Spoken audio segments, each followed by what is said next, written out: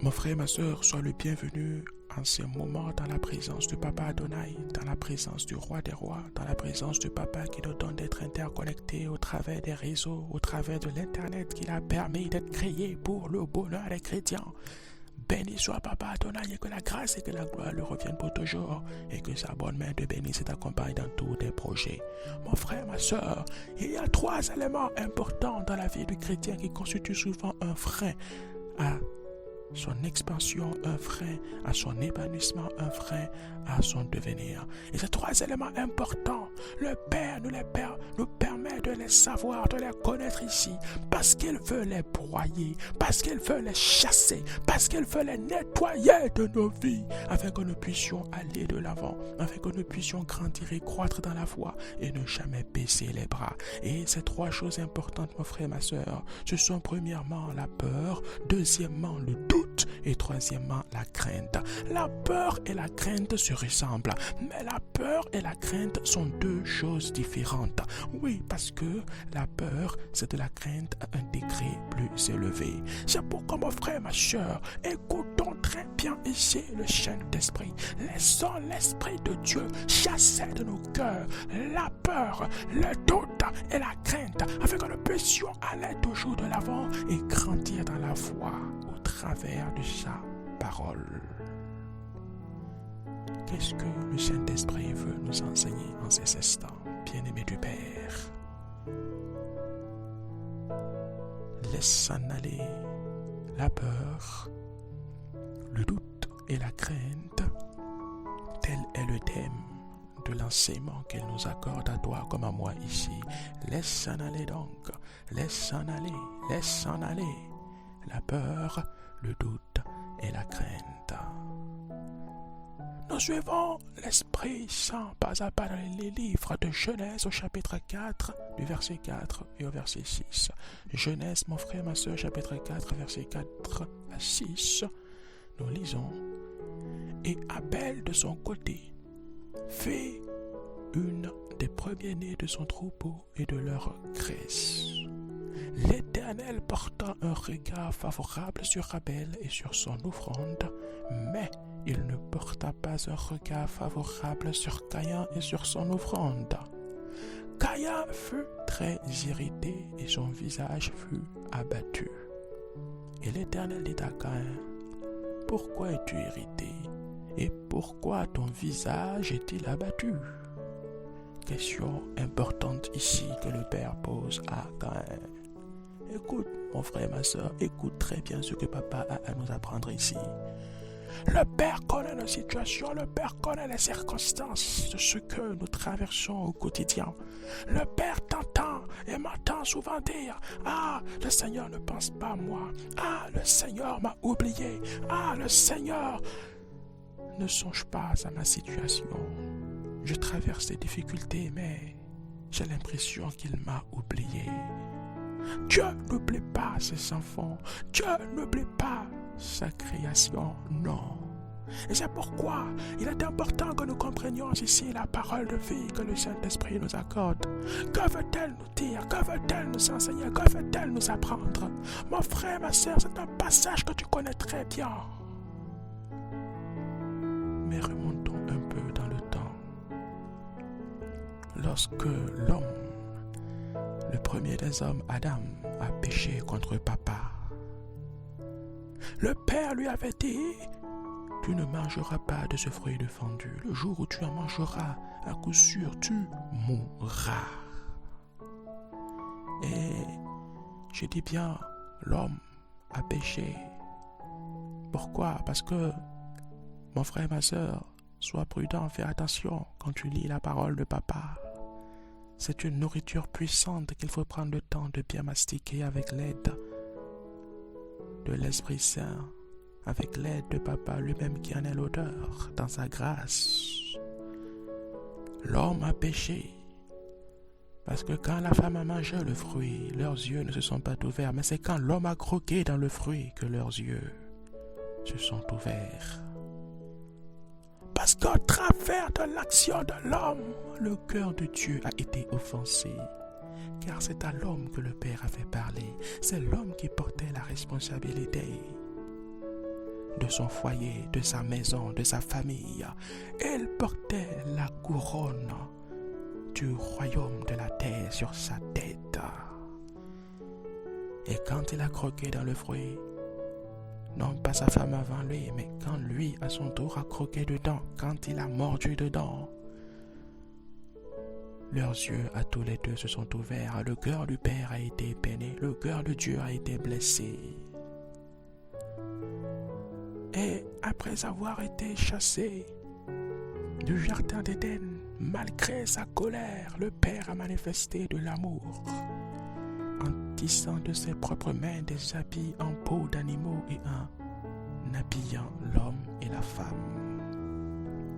Puis plus tard, son amour s'est toujours manifesté à l'égard de l'homme et de la femme en ce qu'il a permis à Ève d'enfanter et d'avoir deux beaux fils, Abel et son grand frère Caïn.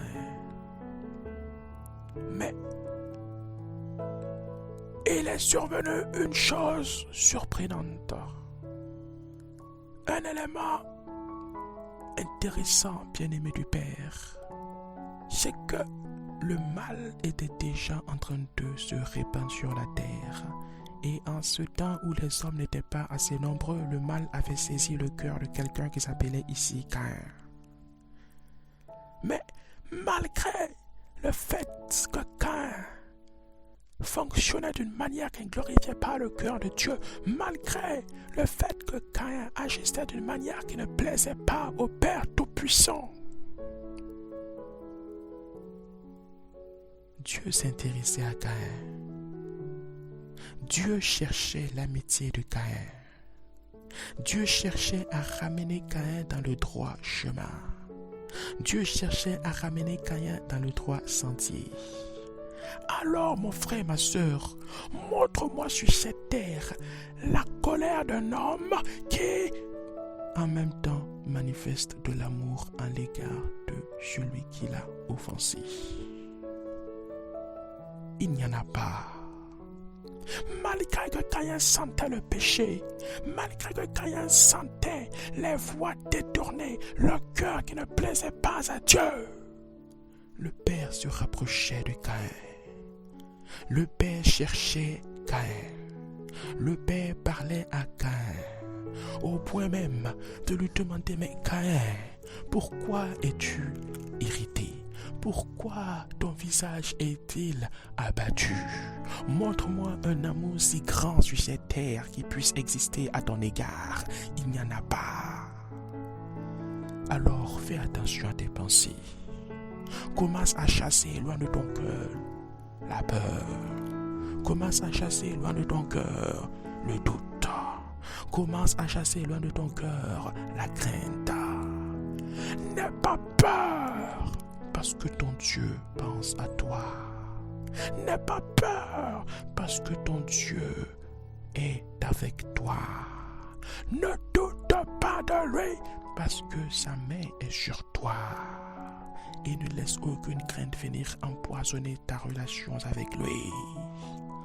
Parce qu'il ne t'abandonne pas et il ne t'abandonnera jamais, bien-aimé du Père.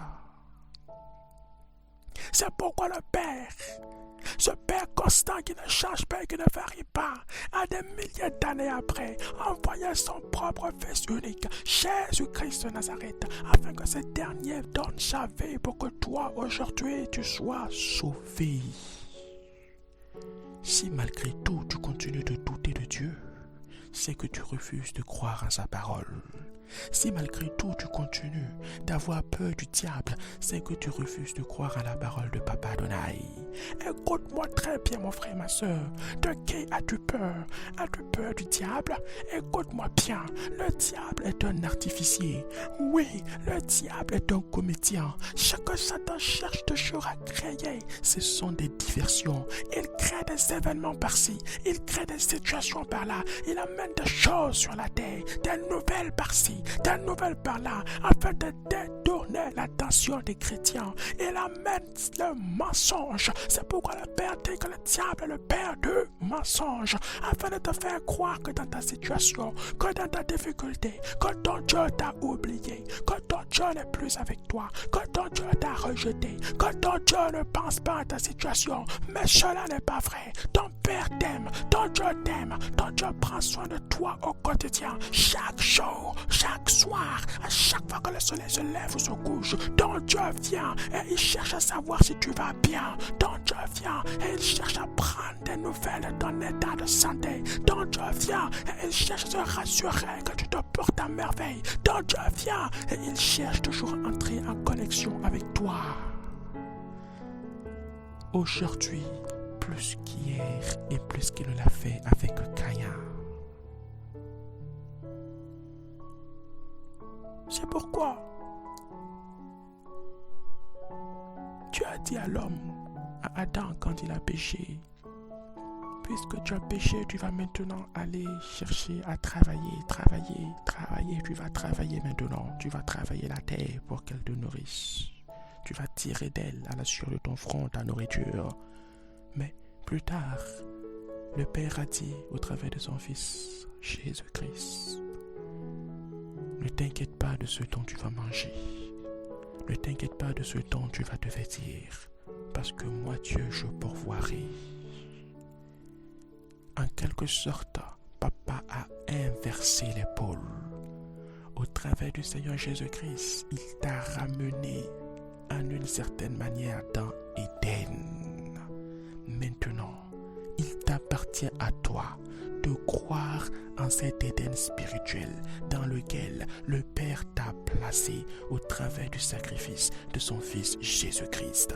À chaque fois que tu as peur, que tu laisses la peur dominer tes pensées, il est normal d'avoir le sentiment de peur, mais il n'est pas normal de laisser le sentiment de peur te dominer au point de guider tes actions, au point de guider tes choix et au point de guider tes décisions. C'est là que le mal se manifeste. Il peut y arriver des moments de doute, mais tu ne dois pas laisser le doute subsister en toi. La crainte peut se manifester, mais tu ne dois pas la laisser établir son domicile en toi. Car à chaque fois que tu permets ça, tu annules automatiquement le sacrifice du Seigneur Jésus-Christ à la croix en ta faveur. C'est ce que le Père souhaite que nous comprenions en ces moments, en ces instants.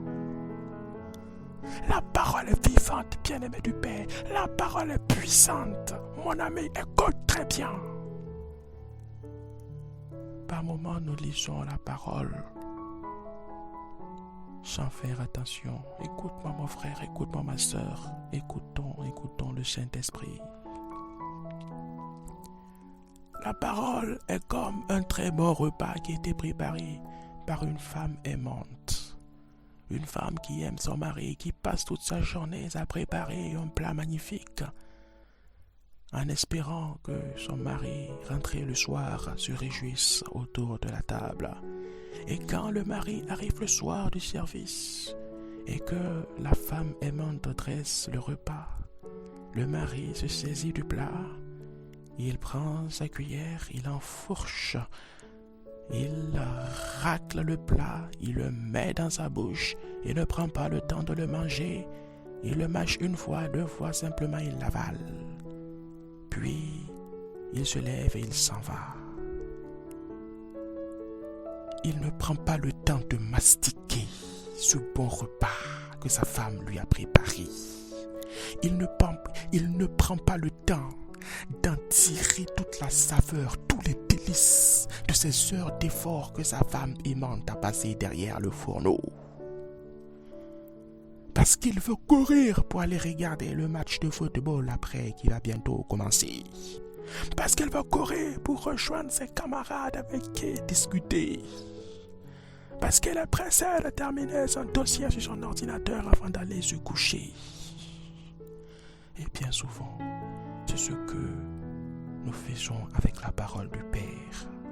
Nous la prenons, nous la mettons dans nos bouches, et nous l'avalons sans même prendre le temps de la mastiquer, de la croquer spirituellement au travers des efforts que le Saint-Esprit nous donne de produire, au travers des révélations qu'il nous accorde.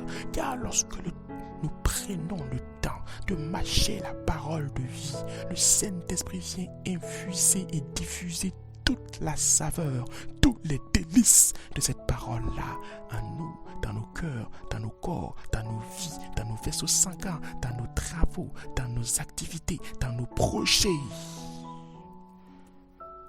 Et c'est ce dont nous devons être prudents et faire attention. Mon frère, ma sœur, crois donc en la parole. Crois donc en cette grâce que le Père nous a accordée de recevoir son réma, sa révélation au travers de son Esprit Saint en ces instants.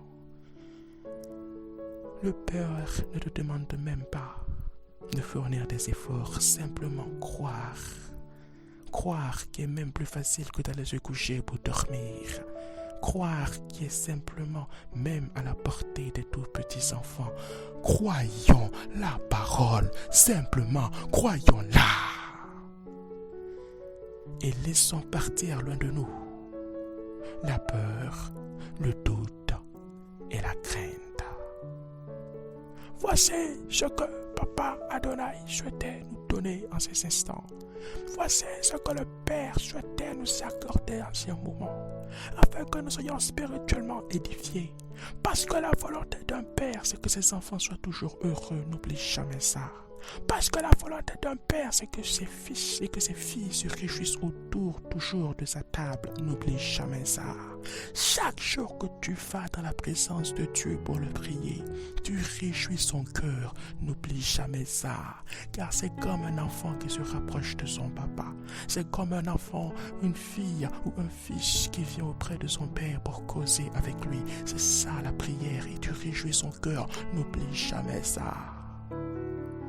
Alors tiens bon, ne te laisse jamais décourager, ne baisse pas les bras, tiens toujours bon et va toujours de l'avant en gardant toujours dans ton cœur et dans ta mémoire cette parole de vie que le Saint-Esprit en ces instants nous a accordée.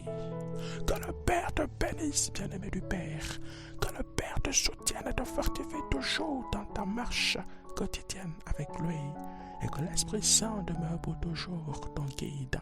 Que le sang précieux de notre Seigneur Jésus-Christ te recouvre pour toujours et que la puissance de Papa t'accompagne éternellement. Que la grâce et que la gloire reviennent toujours à Papa Adonai, mais que son nom demeure pour toujours élevé, magnifié, adoré, exalté et béni au siècle des siècles, au nom de Jésus-Christ de Nazareth seul. Amen.